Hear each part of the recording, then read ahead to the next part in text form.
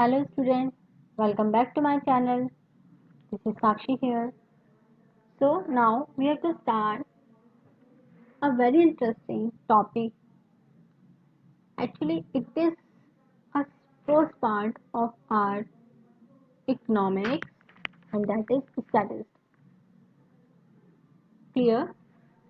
So before starting that what is statistics, I really want that I have to teach you that what is economics because if we actually in our previous video I also told that it what is economics and there means in briefly in my previous video, but now I again want to teach that what is economics, right? So let's start. जैसे मैंने आपको पहले अपनी video में बताया था कि economics होती क्या है, उसी तरह मैं आपको थोड़ा सा रिव्यू देती हूँ जिससे आपको रिवीजन हो जाएगा कि एग्जैक्टली मैं एक बार हम दोबारा से इसको स्टार्ट करते हैं। स्टैट को पढ़ाने से पहले एक बार इकोनॉमिक्स के बारे में हम जान लेते हैं अगेन। सो इकोनॉमिक्स क्या है? It is a subject in which we study that how producer maximise his profit, how consumer maximise his satisfaction and how government maximise his social welfare. Okay,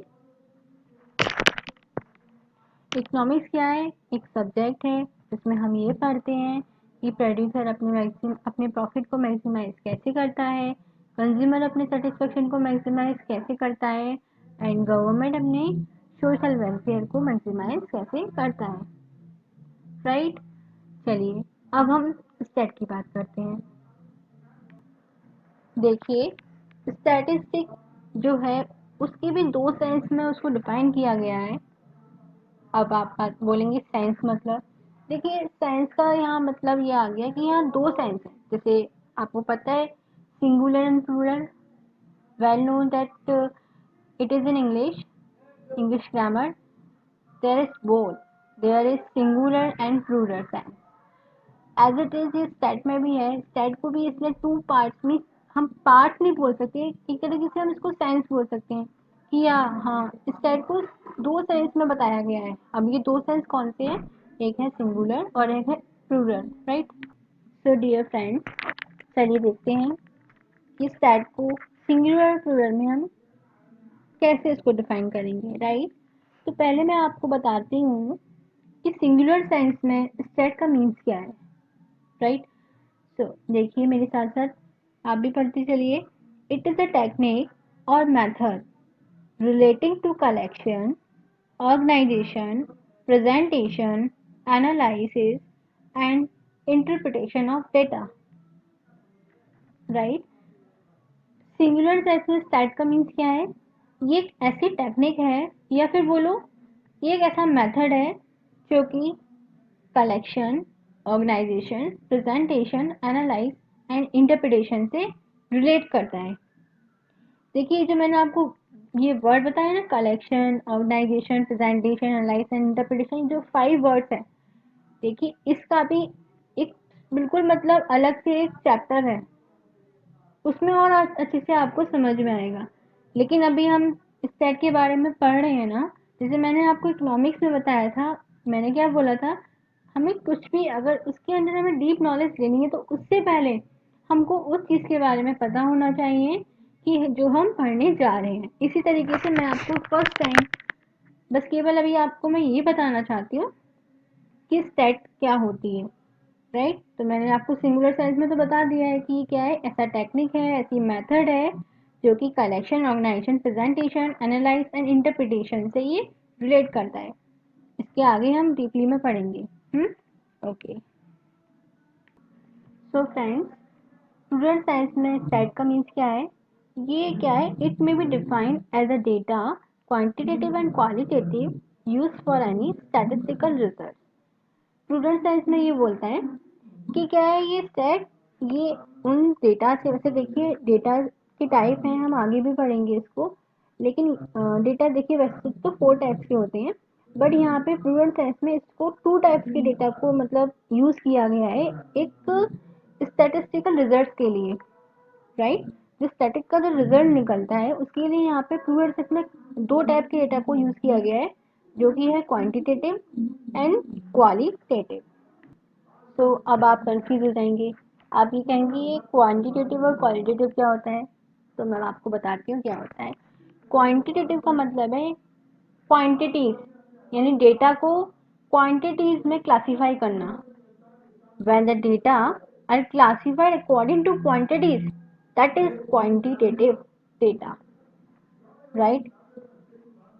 चलिए एग्जांपल लेते हैं, जैसे हाइट हो गई, है ना, हाइट, वेट, एज हो गई, आप मतलब बोल सकते हैं नंबर ऑफ स्टूडेंट या number of accident, marks, right. तो ये क्या होते हैं, ये क्वांटिटेटिव, यानी इसको हम क्वांटिटी में मेजर करेंगे ना, तो इसीलिए बोला गया है क्वांटिटेटिव डेटा, जो कि क्वांटिटी में होता है क्लासिफाइड, राइट। इसी तरीके से क्वालिटेटिव डेटा कौन से होते हैं, when the data are classified according to quality, right. Qualities means attributes. Example बोल सकते हैं, जैसे किसी की भी क्वालिटी होती है ना, कि इस बंदे की क्वालिटी ये है, that is this man is honest, right, honest बोल सकते हैं। तो क्वांटिटी में क्या, सॉरी क्वालिटी में क्या आ जाएगा, एग्जाम्पल जैसे ऑनेस्टी हो गया, जेंडर, रिलीजियन, राइट। तो ये सब क्वालिटेटिव डेटा है। तो मैंने आपको 2 डेटा बताए, एक होता है क्वांटिटेटिव डेटा और होता है qualitative data. Okay, I think hope you understood. Okay, अब देखिए थोड़ा सा आगे और बढ़ते हैं, तो यहाँ पर इकोनॉमिक्स के 3 कंपोनेंट्स होते हैं, राइट। अब आप कहेंगे कि स्टेट के बाद में सीधा इकोनॉमिक्स। हाँ देखिए, आप खुद देखिएगा अपनी बुक्स में, आपके जो फर्स्ट चैप्टर है उसमें इसी तरीके से डिफाइन किया गया है, बट फिर भी मैंने थोड़ा सा अपनी तरफ से मैंने इसको इंटरप्रिटेट किया है, कि जिससे आपको बेटर समझ में आए। ठीक है, आप बुक की लैंग्वेज देखेंगे तो आई थिंक लगता है कि समझ में नहीं आएगा ज़्यादातर बच्चों को। ठीक है, आप मेरे एक तरीके से फ्रेंड की तरह हैं, तो आप उसी तरीके से चलिए, जैसे मैं आपको बताती हूँ। अदरवाइज आप पे कोई भी फोर्स नहीं है, आप जहाँ से पढ़ना चाहते हैं वहाँ से पढ़िए, राइट। तो मैं आपको अभी थोड़ा सा और डिफाइन करती हूँ कि इकोनॉमिक्स के भी 3 कंपोनेंट्स होते हैं। अब वो 3 कंपोनेंट्स कौन से हैं, तो मैं आपको बताती हूँ। तो उन 3 कंपोनेंट्स में है कंजम्पशन, प्रोडक्शन एंड डिस्ट्रीब्यूशन। तो आगे उसको डिफाइन करते हैं। तो पहला कंपोनेंट है कंजप्शन। ओके, कंजप्शन मैंने आपको शायद पहले भी बताया है। कंजप्शन मीन्स, थोड़ा आप समझिए, ध्यान कीजिए, कंजप्शन का मतलब कंज्यूमर से रिलेट करता है। कंज्यूमर क्या करता है, कंज्यूम करता है किस चीज को, गुड्स एंड सर्विसेज को। इसी तरीके से कंजप्शन है। कंजप्शन क्या है, एक प्रोसेस है, एक ऐसी प्रक्रिया है using up utility, value of goods and services for direct satisfaction और our of our wants. It is a process using up utility, किस चीज को यूज करते हुए, यूटिलिटी को, for value of goods and services for direct satisfaction of our wants. अब यहाँ utility का मीन्स क्या आता है, ये this one, utility. What is utility? So now utility means want satisfying power of a commodity or inherent capacity of goods and services to satisfy human wants. तो utility क्या है, जो हमारी कमोडिटी है। कमोडिटी यहाँ पे क्या मतलब हो गया, गुड्स हमारे, राइट। हमारे गुड्स को जो भी हम प्राप्त करते हैं, कंज्यूम करते हैं, तो उसको उसको मतलब एक तरीके से एक पावर है हमारी वांट्स को सेटिस्फाई करने की, कि हमें इससे संतुष्टि हुई, हमें इसको लेने से, इसको हमें खाने से, राइट, इसको हमें खाने से क्या हुआ, सेटिस्फेक्शन मिला हमको। तो ये क्या है, यूटिलिटी है। फाइन। अब यहाँ पर लिख रहा है, इसके आगे और करके लिखा है मैंने कि इनहेरिटेंट कैपेसिटी है। इनहेरिटेंट मतलब हमारे अंदर से ही है वो चीज़। इनहेरिटेंट कैपेसिटी है गुड्स एंड सर्विसेज की, हमारी वांट्स को सेटिस्फाई करने की। आई थिंक आपको समझ में आया होगा, राइट। चलिए, तो सेकंड कंपोनेंट क्या है हमारी इकोनॉमिक्स का, that is production, right. Production भी मैंने आपको पहले बताया है, तो आपको और बेटर समझ में आया होगा। चलिए देखते हैं दोबारा से। ये भी क्या है, एक प्रोसेस है। किस चीज़ की प्रोसेस है, रॉ मटेरियल को फिनिश प्रोडक्ट में कन्वर्ट करने की प्रोसेस है। It is a process of converting raw material into finish product. अब चलिए थोड़ा सा इसको हम और समझते हैं। रॉ मटेरियल यहाँ पे क्या आ गया, जैसे कि आप मानिए जब भी आपने गन्ने का जूस पिया है, सबने पिया होगा, राइट। तो जैसे गन्ना है, ठीक है, गन्ना जो है, शुगर केन जो है, तो जब हम गन्ने का जूस पीते हैं, लेकिन उससे पहले और क्या चीज़, मतलब जब हम एक ग्लास भर के जो हमें जूस मिलता है गन्ने का, लेकिन वो कैसे मिलता है, तो उसके लिए हमें क्या चाहिए, रॉ मटेरियल। तो रॉ मटेरियल यहाँ पे क्या हो गया, गन्ना हो गया, ठीक है, शुगर केन हो गया। तो देखिए अकाउंट्स में 3 प्रोसेस आप पढ़ेंगे, तो अगर होगा तो मैं चाहूँगी कि मैं आपके लिए अकाउंट्स की वीडियो भी लेकर आऊँ, बट अभी हम इकोनॉमिक्स की बात कर रहे हैं तो उस पे चलते हैं, वरना मेरी अकाउंट शुरू हो जाएगी। सो सॉरी, डिस्टर्ब किया आपको। चलिए देखिए, रॉ मटेरियल यहाँ क्या हो गया, शुगर केन हो गया, गन्ना हो गया। अच्छा, 3 प्रोसेस मैं आपको बता रही थी, हाँ 3 प्रोसेस होती है अकाउंट्स में। एक होता है, फर्स्ट तो हमारा रॉ मटेरियल हो गया, दूसरा हमारा क्या हो गया, work in progress, and then third process is finish product. तो रॉ मटेरियल यहाँ पे क्या हो गया, गन्ना, ठीक है। देखिए गन्ना हमारा रॉ मटेरियल, और समझिए मेरी बात को, मैं क्या बोलना चाह रही हूँ आपको ये बिल्कुल क्लियर हो जाएगा मेरे इस एग्जांपल से। तो यहाँ रॉ मटेरियल क्या हो गया, गन्ना हो गया। अच्छा, जब हम गन्ने का जूस मीन्स जब उस मशीन से हमको मिलता है, तो वो जब प्रोसेस चल रही होती है गन्ने को मशीन में लगाने की, राइट। तो जो प्रोसेस चल रही है बीच में, गन्ना लिया हमने, गन्ने को मशीन में लगाया, वो प्रोसेस क्या कहलाती है, work in progress, WIP, right. अब जब उसके बाद क्या होता है, एक प्योर हमको एक गन्ने का जूस मिलता है इन ग्लास, राइट। सो जो गन्ने का जूस हमको मिला है वो क्या हो गया, फिनिश प्रोडक्ट हो गया। यानी क्या हुआ, गन्ने से वो मशीन में लगा, तो गन्ना क्या हुआ हमारा, एक रॉ मटेरियल। मशीन में जो चल रहा है वो प्रोसेस क्या कहलाती है, work in progress. And then जो हमें ग्लास और मीन्स ग्लास और जो हमें शुगर केन मिलकर हमें बिल्कुल तैयार मिला है, रेडी प्योर जो शुगर केन मिला है हमको, गन्ना में गन्ने का जूस मिला है, ठीक है। तो वो क्या हो गया हमारा finish product.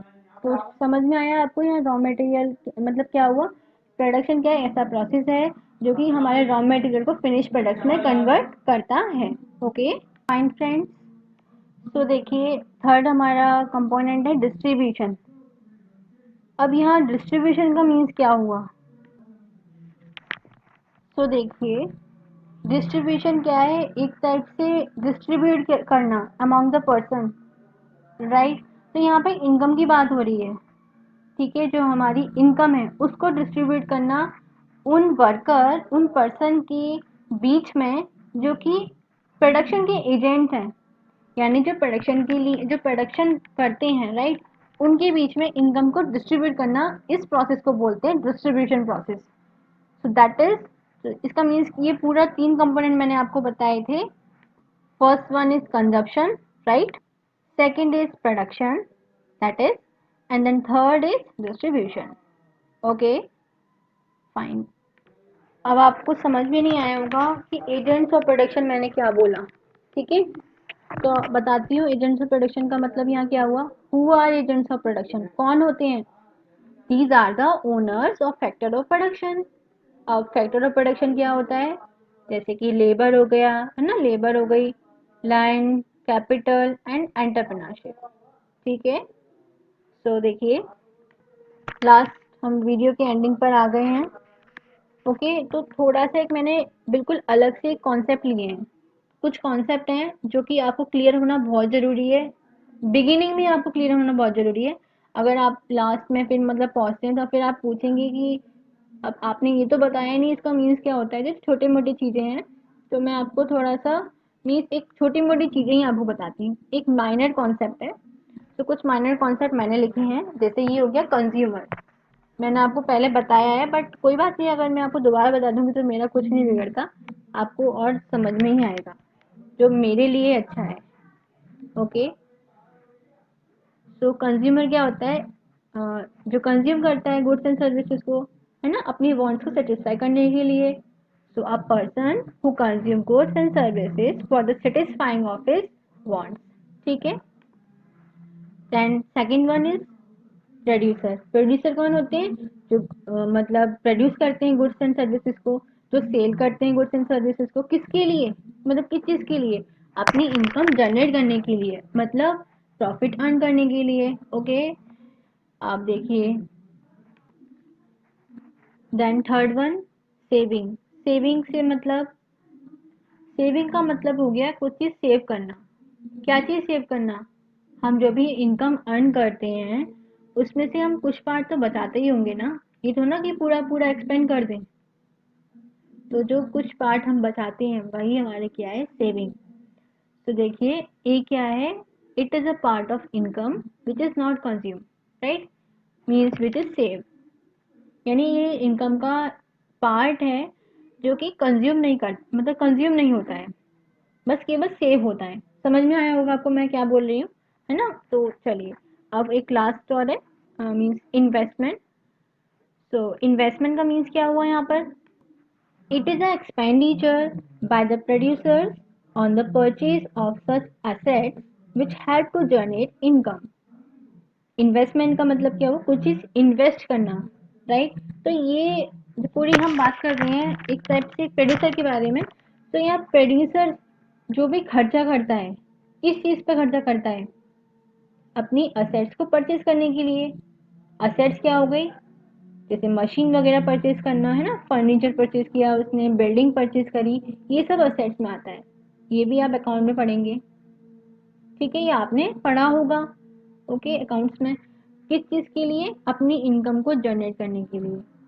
It is expenditure by the producer on the purchase of such assets which help to generate income. Okay, so bye bye and take care.